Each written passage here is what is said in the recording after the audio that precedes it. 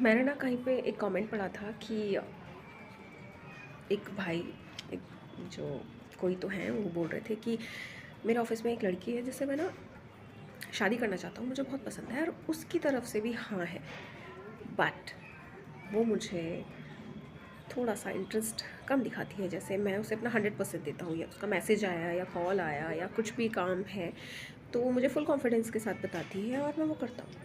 लेकिन वहीं पे जब बात मेरी आ जाती है तो ना वो मेरे कॉल उठा पाती है और ना ही वो मेरे मैसेजेस का रिप्लाई देती है। शायद 2-2 दिन में एक बार रिप्लाई करती है। तो उससे शादी करना सही है कि नहीं सही है? कहीं तो किसी से उसने ये क्वेश्चन पूछा था। तो इस बात पे मैं ये बोलना चाहती हूँ कि देखो, जब हम शादी करने जाते हैं तो आप पार्टनर से क्या एक्सपेक्ट करते हो? खैर, एक्सपेक्टेशंस की बात क्या है।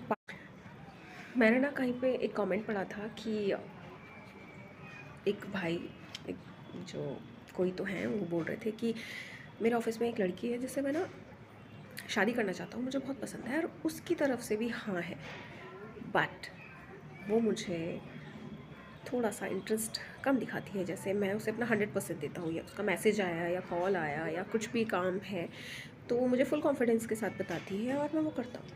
लेकिन वहीं पे जब बात मेरी आ जाती है तो ना वो मेरे कॉल उठा पाती है और ना ही वो मेरे मैसेजेस का रिप्लाई देती है। शायद 2-2 दिन में एक बार रिप्लाई करती है। तो उससे शादी करना सही है कि नहीं सही है? कहीं तो किसी से उसने ये क्वेश्चन पूछा था।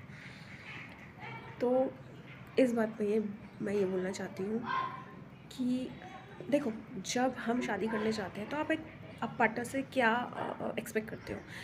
खैर, एक्सपेक्टेशंस की बात क्या है, एक पार्टनरशिप होता क्या है? क्योंकि शादी एक पार्टनरशिप है, ऑब्वियसली दोनों साइड से इक्वल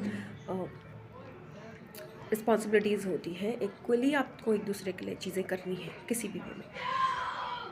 तो वो आपको ना प्रॉपर साइन दे रही है कि मैं तुम्हारे लिए सही नहीं हूँ। ये साइन ही है एक तरह से, अगर आप मानो ना मानो ये आपके ऊपर है, but this is a sign. Because अभी से वो आपको एक इंटरेस्ट नहीं दिखा रही है तो बाद में वो आपको क्या वैल्यू करेगी? आप जिस तरह से आप उसको वैल्यू कर रहे हो, आपको भी उसी तरह से वैल्यू मिलनी चाहिए। और यही एक पार्टनरशिप है, एंड इसमें इमोशंस भी होते हैं शादी में। तो मुझे लगता है कि इमोशनल कनेक्शन होना बहुत ज़रूरी है। अगर वो आपसे इमोशनली कनेक्ट नहीं है, आपके इमोशंस को नहीं समझ रही है, then there is a big no. आप थोड़ा और टाइम दीजिए और समझिए, बात करिए। नहीं जम रहा है तो जस्ट लीव इट, बाकी आप पर।